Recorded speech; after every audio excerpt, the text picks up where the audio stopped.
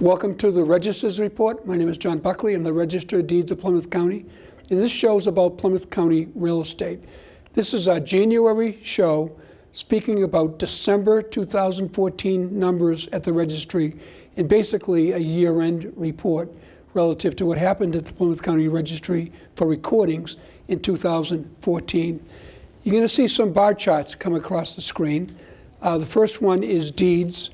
So over the course of 2014, we had a pretty good year at the registry in terms of sales.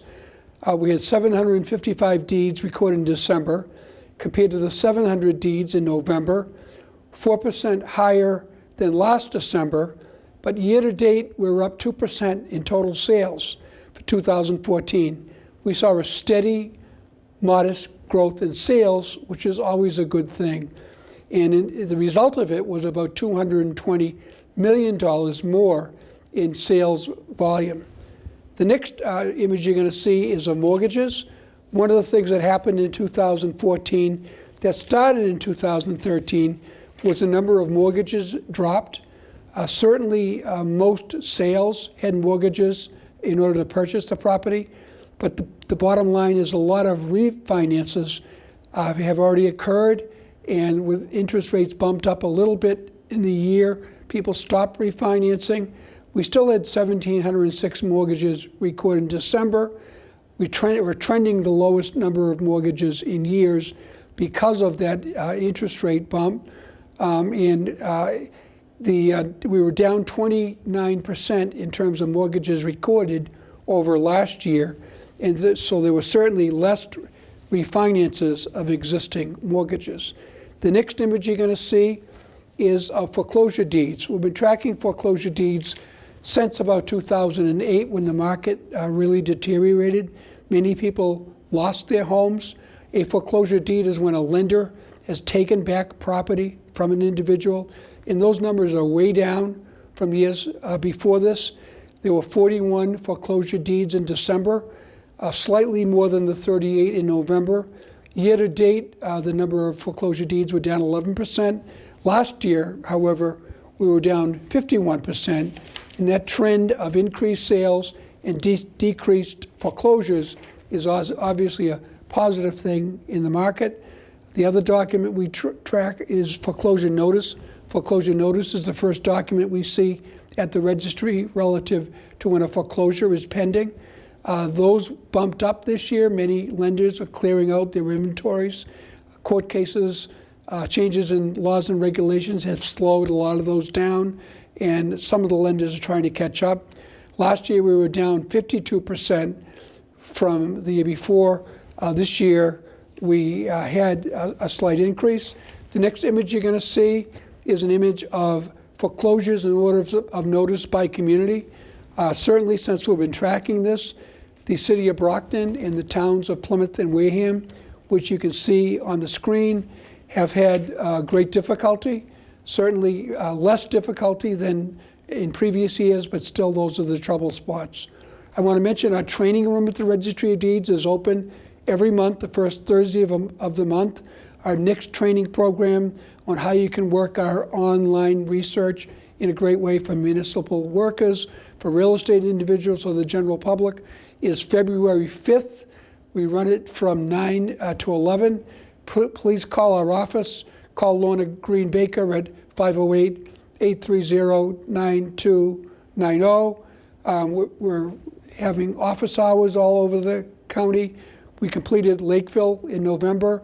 We were just in Rochester last week, and we'll be in Hanover in February. In the next segment of the show, we have two great guests talking about what's going to happen in 2015 in real estate from their perspective. Two real estate brokers, Sharon McNamara and Kelly Keelan of Boston Connect Real Estate. It'll be a great segment, so please stay tuned. See you in the next segment.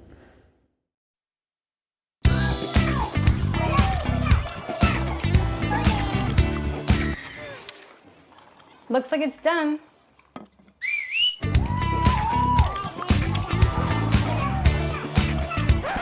Don't let salmonella get funky with your chicken. On average, 1 in 6 Americans will get a foodborne illness this year. You can't see these microbes, but they might be there. So learn the right temperature to cook each type of meat. Keep your family safe at foodsafety.gov. Welcome back to the Register's Report. My name is John Buckley. I'm the Register of Deeds of Plymouth County. In this segment, we always try to do something educational in nature. We've had closing attorneys, we've had surveyors, we've had lenders, and many other people that are involved in the real estate market. When we really want to know what's going on the ground, we bring in some of our local realtors. So I have two great guests with me today, Sharon McNamara. Hi, nice Sharon, to see you again. how are you? And Kelly Keelan.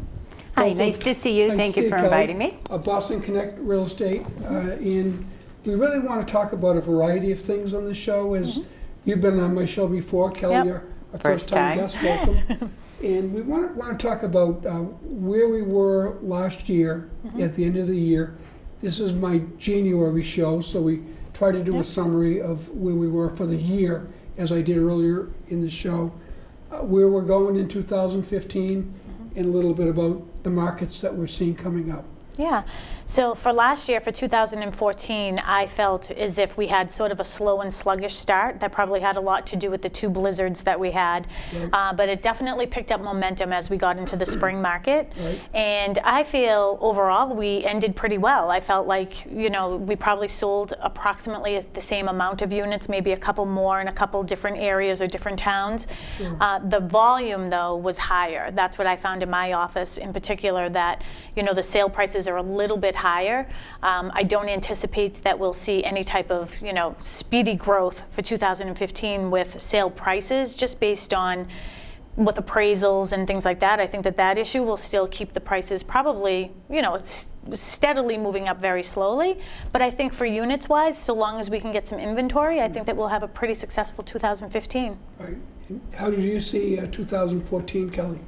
For me personally, it was great. As of right now, I noticed that buyers are coming out of the woodwork. It's been a relatively mild winter so far, so I'm happy to report that I've had people who are coming out on Sundays and, you know, before the Patriots game and looking at houses. So so far, it's been really good. I've been really happy about that. So it'll be a good weekend for realtors this weekend. Probably not so Especially. much next weekend So with the Super Bowl. I think, you know, with interest rates still low, Right. that the buyers are coming out of the woodwork. Yeah. And before we get too much farther, why don't you give our viewers a little of your background, how you got into real estate? Oh, well, I'd love to. My name is Kelly Keelan, and I grew up in Marshfield in the South Shore, and being the mother of two daughters who are now teenagers, Sharon and I have known each other forever, and it was, you know, she had always said to me she thought it'd be something I'd be great at. And yeah, I get into it 3 years ago, and I love it. Great. Yeah, it's been great, and now we're both empty nesters, so I can really dedicate my time. That's great. Yeah. And Sharon, your background? Yeah, sure. So I'm Sharon McNamara, and I'm the broker, owner, and founder of Boston Connect Real Estate. And I went out on my own about 4 years. As you know, I've been in the industry about 13 years. So I've seen the very, very high. In 2004 is when I basically started in that time, to the lows and all of that. So it's sort of been one of those roller coaster type rides. But I decided to open my own firm. Basically, so I'm just surround myself with agents like Kelly, you know, we're really good character and things like that. And it's taken a long time to get out of the stuck in the mud syndrome from 2008 after the bust in the real estate market. Yeah, it's been, you know, one of the things, I mean, I opened the office in 2010, so that was sort of the bottom there. And, you know, that takes a little bit of courageousness to do something, you know, open a real estate office in a declined market. But my mindset was, as Kelly was saying, with the age of our children, you know, I had two children that were just starting high school, freshman and sophomore. You know, open a real estate office in a declined market, I have no place to go but up. And getting into the corporate industry was difficult at that time, so you couldn't really get into corporate. So seeing all of those low times, it's good to train our agents about how to just stay even through the whole thing. Our goal is to just make sure we satisfy our clients, buyers and sellers. Yeah, and I think our numbers that I reported earlier in this show pretty much support what you said. Our number of sales were up 2% for the year. Our average sale price went up. And I have heard consistently about the shortage of inventory. So I don't know whether there'll be more people that'll be, or less people underwater that may want to come into the marketplace in 2015. Certainly, the interest rates are incredibly low. I just saw an article again about how low they are, and that people may actually start refinancing again. Yep. Never mind purchasing homes. The impact of gas prices and That's consumer another big confidence is going to help, we think. What do you see for 2015, Kelly? I have to agree with you there. Gas prices are lower. Yeah. Again, like I said before, interest rates are definitely at an all-time low. Sharon and I, in our age bracket, families with their children moving on, I can think of a number of families that'll be putting their house in the market. They no longer have need for the great room, like I'll speak for myself, or the new room that is no longer new and gigantic. Yeah. So I think it's going to be great, especially for myself with my sphere of influence. In your view? Yeah, and I think the same thing as Kelly's saying. I mean, the thing with real estate is it's people are always buying and selling homes because they're relocating. We see that a lot at the beginning of the year, especially for our higher end homes. You know, we are living in the hub of finance and medical and education in Boston, so we see a lot of those people coming. One of the things too we're seeing is, if you go back 3 years when people were doing a lot of short sales, well, those people are now getting out of that 3-year range when they can get a loan again. So I think we're going to see a lot of those people sort of resurface as buyers. The problem we're going to have, though, is definitely the inventory, because people are still a little sluggish, because where do I go? That's the biggest thing, especially with my clients who have been living in a house for 30 years. They're in that 4-bedroom colonial, the 2-car garage. They can't stand the winters anymore. They're like, but where do we go? So they can't find that lower end home to move into, or condos. So I know you've been a guest on my show before. We always don't do things in the same order all the time. So let's talk about, if you're a buyer, which we just talked about, what is the best thing you can do right now if you're looking to purchase a home in 2015?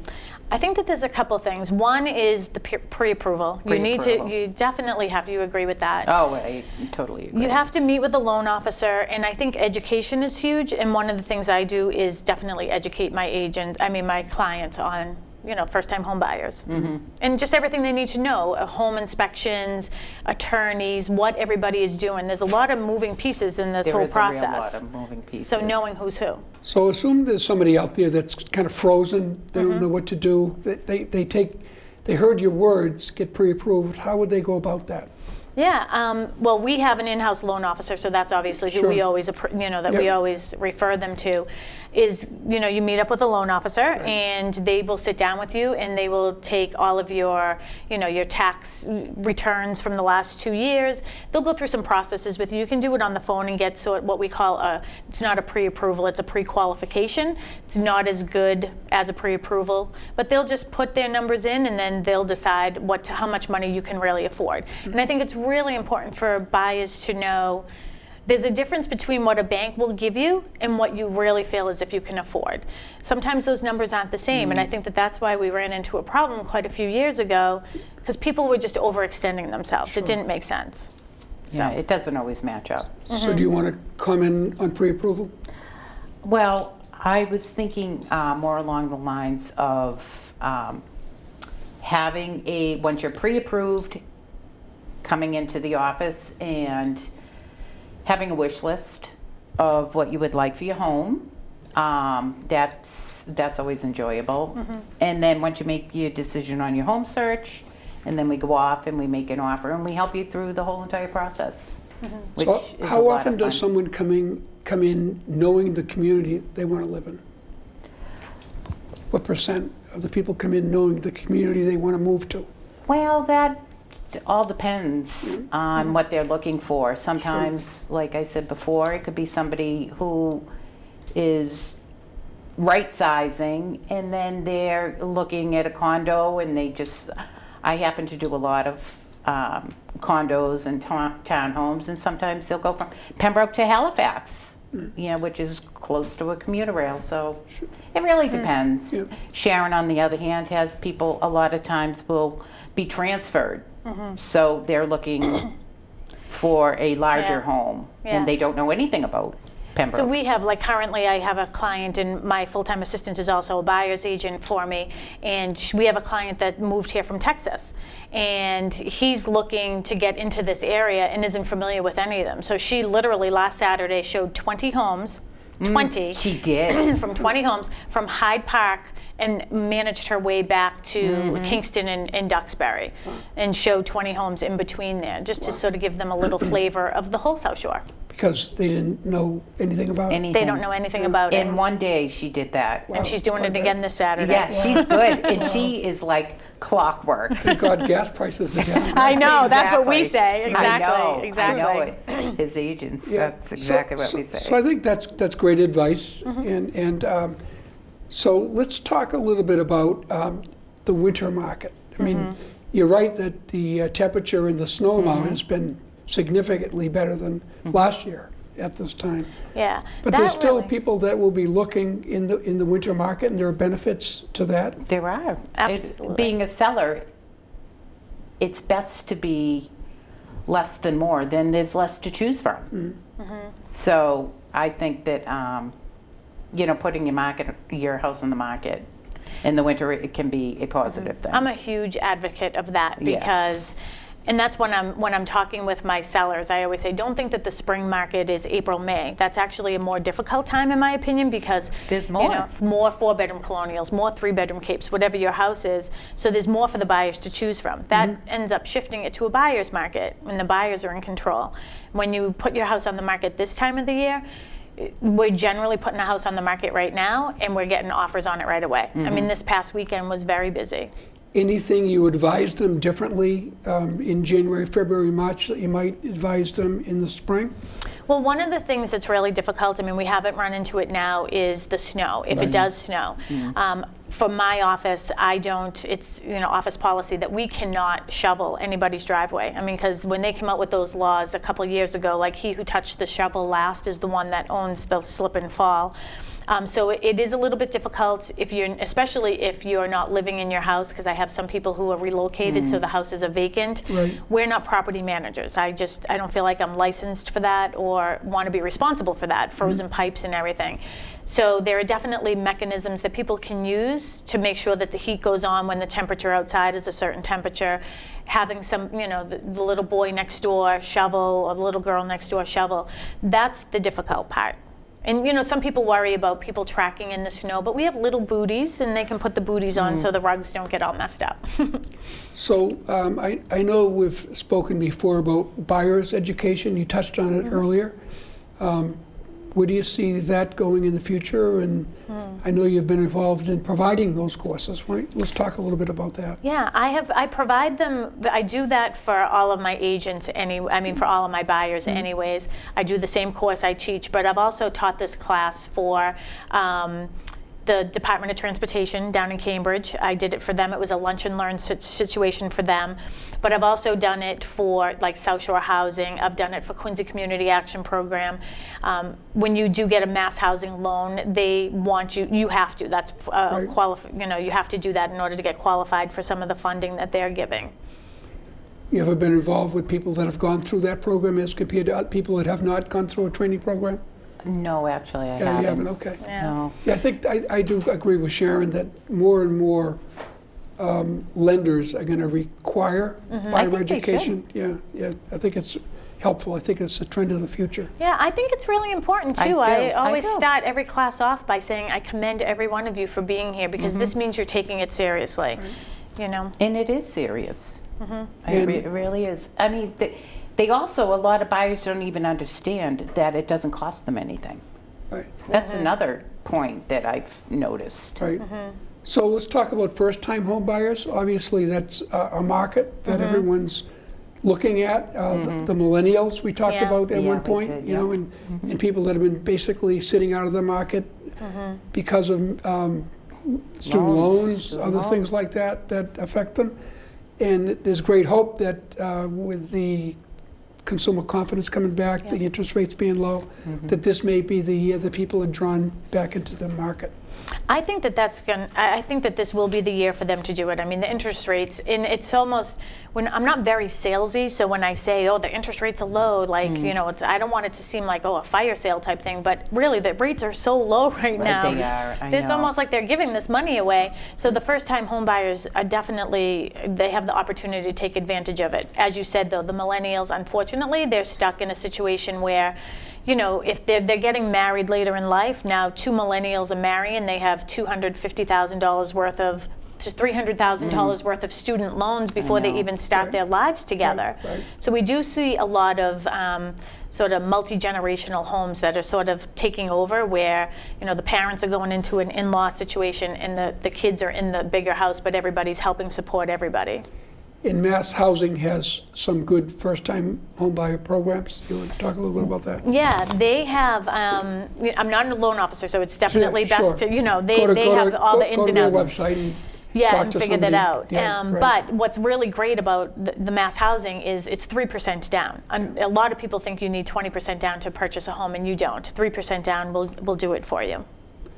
So let's talk about moving on from the winter. Before we know it, this January's going by so know. fast, and we're running out of time. But quick comment on what you think the spring market will be, Kelly.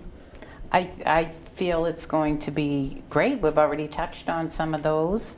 I feel that, you know, the buyers are out there, and, you know, I'm really looking forward to it. Good. So I hope to be busy. Yeah, I'm really optimistic about what's going to happen in 2015. Like we were saying, you know, the confidence is up there for consumers, and it's just, you know, getting the inventory out there. And once we can get that inventory, and we're starting to. I did a CMA today, I did a CMA yesterday, so we have lots of houses coming on the market. An agent just before I left said, I have 5 listings coming on.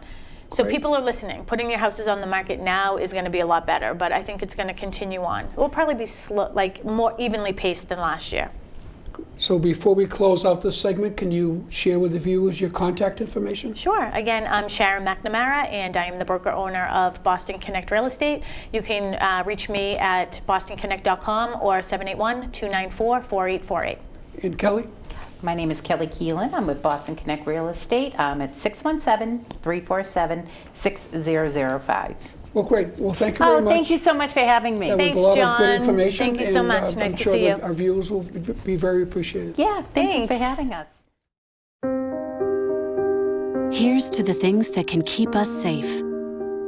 Those we use all the time with hardly a thought. Those that are silently standing by to save our lives. And now, those that we carry with us everywhere we go. Many mobile devices will now bring you wireless emergency alerts, real-time information directly from local sources you know and trust. With the unique sound and vibration, you'll be in the know, wherever you are. Welcome back to the Register's Report. My name is John Buckley. I want to thank Kelly Keelan and Sharon McNamara of Boston Connect Real Estate. They gave a lot of good advice to people out there who would be buyers or sellers in 2015. We always do in this segment something a little lighter in nature. Certainly we had a good start to the new year. I want to wish everyone a happy new year, as I did in my last show.